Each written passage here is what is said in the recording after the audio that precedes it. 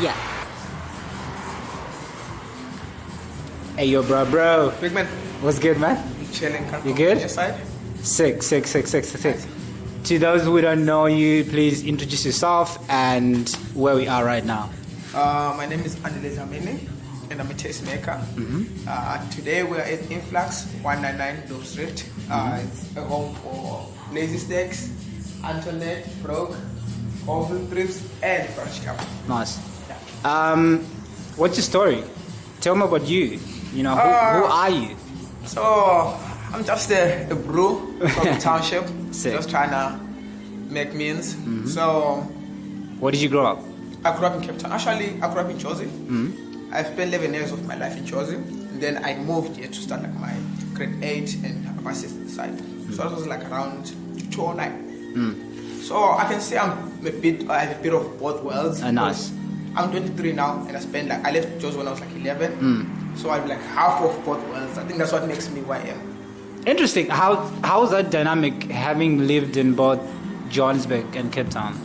So personally, I grew up in Newtown, which is like not so far away from like Market Theatre. Yeah. For those who know, like Newtown was like the hub of like the most creative individuals. Like there's baseline just down the road. Dude, Bongo Muffin. Bro, there's always events like it's yes. Market Theatre. There was Sai Bono. So like I feel like those like had like so much influence in my life, and I went to primary in Braamfontein. By that time, it was before Braam was. Braam. It was like around 2008, 2009. Before Braam became Braam. Before Braam was like full of like the cool kids and everyone. Yeah. So I feel like that time I got to see the pickup of culture in terms of like street culture, because like I'm very fond of anything street culture, because I feel like that's my first love. So having grown up in Jozi and Cape Town, I got to experience like a bit of both worlds. Because when I came to the site, also like my brother started a streetwear brand. Oh, sick. So I was also supporting him, just learning from him as was going as well. So, what was the name of the brand? Andile. Was that like your introduction into like streetwear and sort of like the fashion space? I'd say my introduction was when I was like still like a kid. Okay. Like just watching pantsula, like growing up, and like already. Yes. I want that orange tail. I want that orange overall. Like I feel like that was like for my whole life, man. Fashion has like been like part of my life. It's just that when my brother started the brand, I got to like understand like the behind the scenes, like what goes into it, like going to get blanks at fitties, the types of prints. Like True. I got to understand like what a brand really is, not just a t-shirt, like it's the story, it's the lifestyle. So I'd say that was like my internship. I was interning locally. I was interning under my brother. Nice. Tell me about your love for sort of like the pantsula subculture. Man, like I said, I'm just a bull from the hood. Yeah. Like so, when like I grew up listening to like the likes of Trompies, Alaska, Hospikiri. Basically, I didn't know English till like I was in grade 6. So really? Yeah, bro, I was growing up in the hood. Like, that's interesting, because I couldn't speak English when I came here. 2010, I couldn't speak English properly. Yeah, like you can pick up, dog. My English is not the most iron English, but no, you can speak English. Bro, I was like in the hood. So, like what I listened to is Curator. Like Curator was like the soundtrack of my life. I mean, I'm going out on my way to school with Zola, or I'm listening to Spikiri or Trump, like I said, or Alaska, or I just feel like I'm in a movie. So, for me, I'd say, like my biggest influence has to be like I'm a pantsula subculture, because that was like the first thing that I saw each and every time I stepped out of my gate. Even before I stepped out of my gate, like my brothers before me, like I'm the last one. I come from a family of like 6 boys. I'm the last one. So even them, like what they would feed to me mostly was like quiet, and the whole pantsula subculture, like, trying to teach me in terms of the difference between Lokshin culture and like an all-star. So I feel like, I think that's when like I was like, yo, then this is that one thing that I understand. That's the one thing that I belong to. And like I said, man, like like if you know me, I'm broke. I come from a broke background. So is that where the name Broke, like your brand, like right there comes from? I mean, like the brand Broke, like we say, it's based on like on real life experiences. So I'd say the brand is something that's just always been there. It's just that, because I'd say like I said, I come from a family of 6 boys. So, and like my mom was like a teacher, my papa was like a pastor, so there wasn't that much money at home. So I got to see my mom make meals from basically nothing, like here hustling. So I was like, yo, damn, fuck, you can't really let like your background define who you are. They can't define you, dog. It's about you going against the odds to make meals. Like, I can't really say I never had anything because like my mom made meals, even though we're broke. So I can't really say I never had anything because my mom made meals. So the closest thing that I could access that was not expensive was the Pantsula subculture. Sick. You're able to access the all-star. It's not that expensive at that time. But it's just culture or like an American blues. It makes you part of that culture. Yeah, it makes me part of that culture. And at that time, it was the only thing I could reach out to.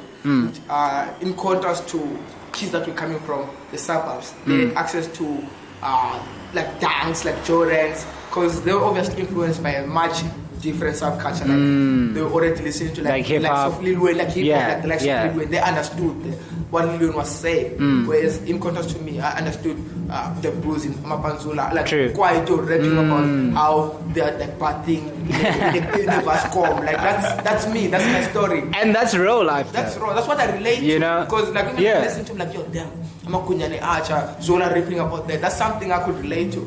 Instead of me saying, I'm trying to follow something that I didn't know. So I'd say I'm a Pantsula or the Kwaito subculture on its own. That's just me, bro.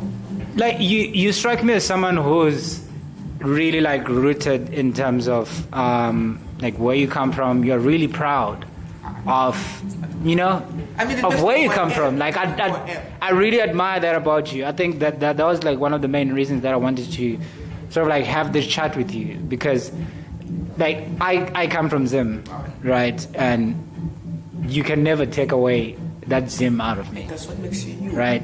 I can speak English, I can speak any other languages, but like that Zimness will never go away. Like, why do you think now, like, so like we are running away from what makes us African or what makes us Zulu, Xhosa, and all that stuff? Like, why do you think that is? Personally, I'd say I'm originally from Mpumalanga, so I'm like half Swati, half Zulu. So I'd say like for like most upcoming like our age, like young creators, we have so much access to internet. As much as it's good, there's also like a bit of negatives that come with it, because most of the time, like, bro, that's me. Most of the time I'm like on my phone. There's no time, like there's no time for me to really put my phone down and go and say, yo, today I'm gonna make a trip to a P3 different Mpumalanga and actually go and learn about myself. Actually, I just feel like most of us as young creatives, we have like fell into this trends of the European social life. That's what it's about, instead of like us like going back to where we come from. I feel like quite a lot of us have forgot where we come from. True. Because we are focused on what's in, what's hot now, which is like we live in like a social media life. That's what I say. Indeed. Like, bro, like most people, like everything is just, it's been curated for them by, bro, what I saw on Instagram. I want my life to be like that. I want my life to be along those lines. And there's no authenticity. Yeah. Okay, so when I look at you and your friends, like the type of group that you like roll with, I get this sense of pride in what you guys do. I get this sense of pride in you being black, you being South African. What kind of role does that play in terms of what we have here? Like the creation of your brand, the curation of what you're doing currently. Like, what kind of role does that play? I personally think for you to actually throw in a T-shirt that says broke, like you need to have some sort of confidence, man. You need to have some sort of pride. Like you can't be ashamed of like where you come from, and that's like our story. We're trying to tell the story of how we got here and where do we come from. So if ever we hide certain parts that we feel like, these are a bit too much for people to know about us, or people look at us in this under a certain light, if ever they know this about us, our story is not so solid. Therefore, a kid like maybe like him from Kailicha is not able to relate to it, because like, forever these boys are living a lavish life and I can't reach that life, bro. True. But if ever he sees us struggling, trying to hustle for this dream that we have in mind, that we're so fixated on, like making the means. Like maybe it could be something like as little as us trying to contribute money to buy a DSP. Right? Like us actually. That's a proper lived-in black experience. Bro, like we can't hide that. That's what we see you. There's like really you can't like. I feel like we are telling a story of like especially like us. We're trying to represent a certain group. So we can't hide out certain things that group experiences. So we have to go as raw as possible. You have to know that there are times where I'm going to his house to go and say, yo, child, there's nothing at home. Right. Like 40 bags and maybe like 10 teaspoons of sugar. We can't hide that, bro. True. That's what makes our story. That's real life. That's why when I get to Europe, you're like, damn, those blues, those are the same blues we're hustling to get a gas bin over there in Europe. Right. That's like, I feel like that's what makes our story. What's your dream?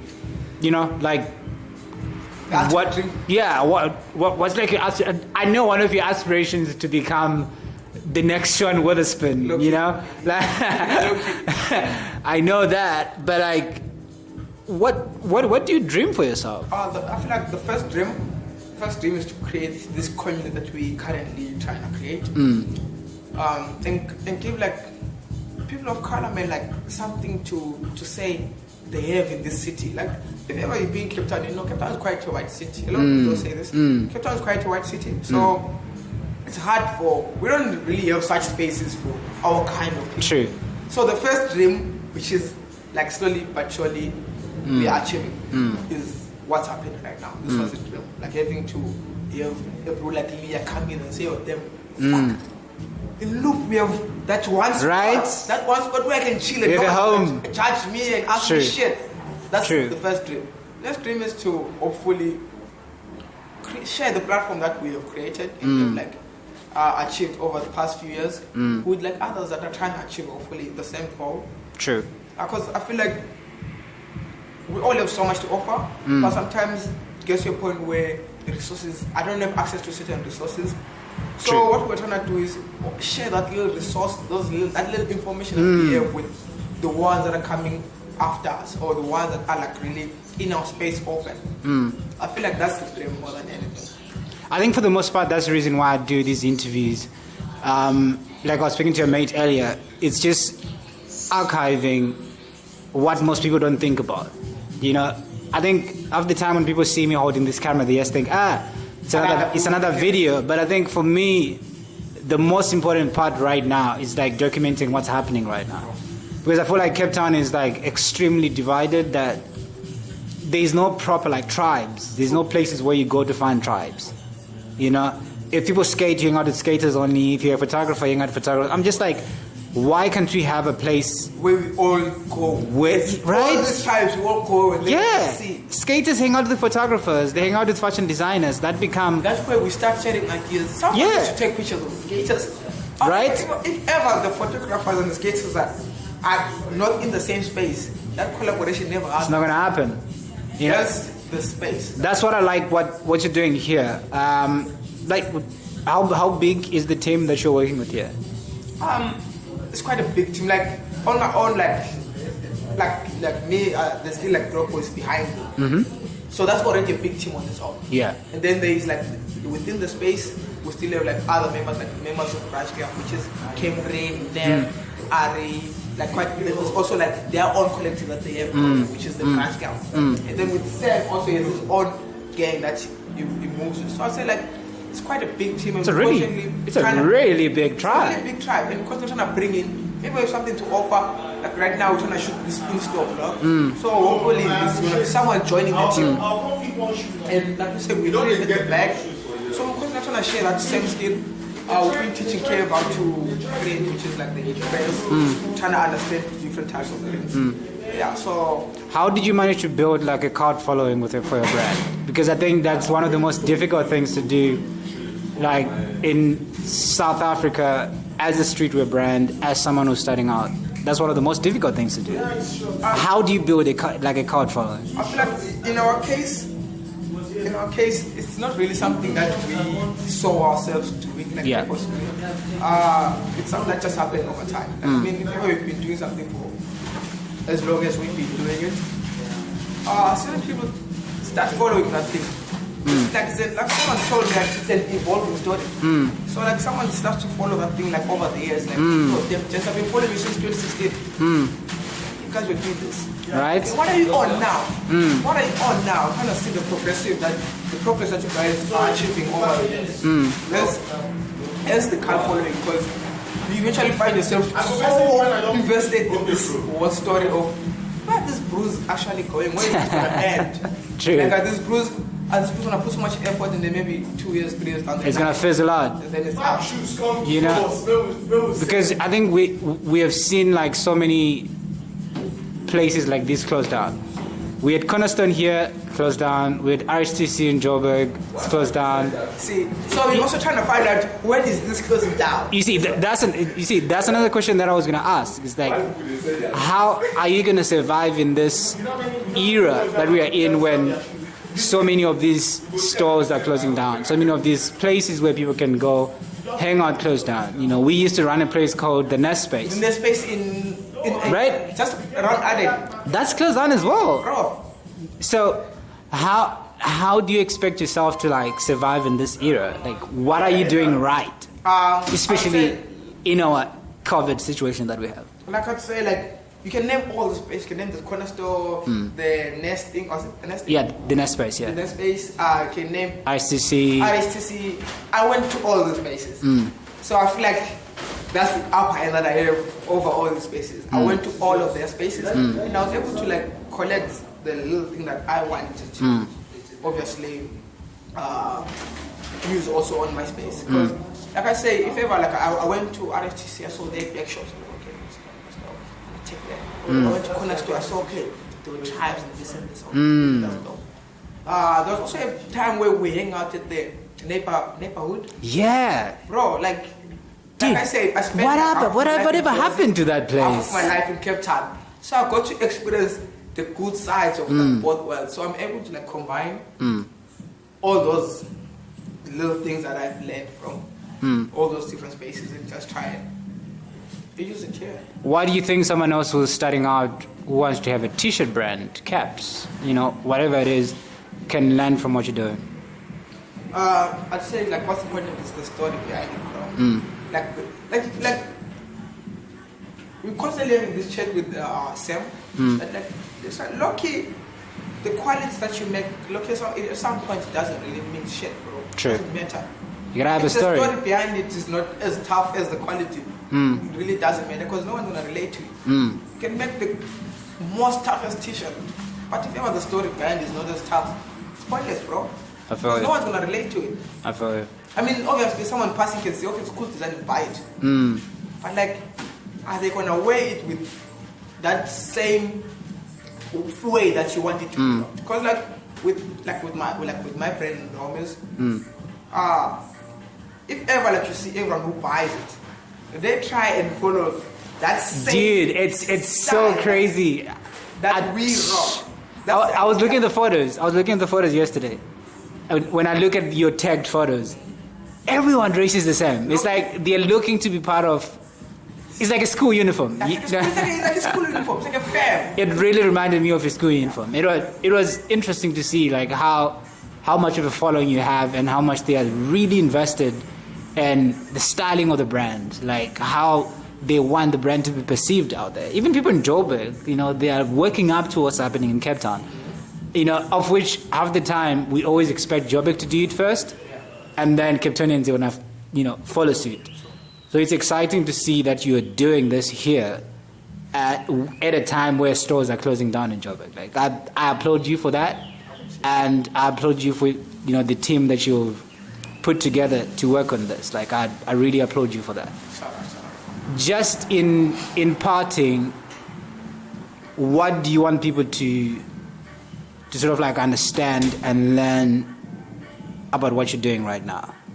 What are you hoping to get as well out of this?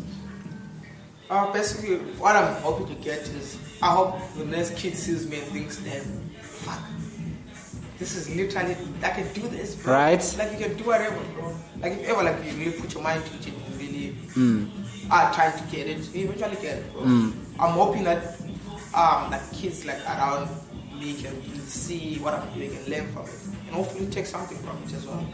Hopefully, like I said, we're trying to share that little information, that little resources that we have. Because like, for example, I've been like doing this brand thing for like I said, I started with my brother. Like his brain was like around 2011. I was doing his brain around 2011. So I've been understanding like a lot of things. So if someone trying to start a brand, come to like, yo bro, I'm trying to start a brand. How do I go about it? Yo, bro, how are you trying to go about it? Okay, what do you have? What planes are you trying to use? What print are you trying to use? Do you know about screen printing? Do you know about vinyl? Do you know about GTG? Do you know why you should use it? So, like I said, it's all about sharing information. True. Here's the space also. That one place, you don't really have to be talking to me. You can come in and this group came in and met you. Right? You have so much to tell. We had a very long conversation as well. Like me, I'm also learning from the people that are coming to the space. Like he's a skater, I don't know much about skating. So he's coming when I interview him, like, yo, bro. So how do I get into this? Yeah, you, bro. You're true. Like I'm trying to learn from also people that are coming to the space as much as I'm trying to like give out as well. Yeah. Thank you so much for your time. I appreciate what you're doing here. I think I needed this talk to happen just for more people to understand what's happening in Capetown. You know, like there's really good people that are doing really good shit here. And it's the Lord's work. Right? You're doing the Lord's work, definitely. Like keep doing what you're doing, you know, and your team. Like I really love what you guys are doing. I really love what you guys are putting out there. You know, stay at it. Appreciate it. Salute.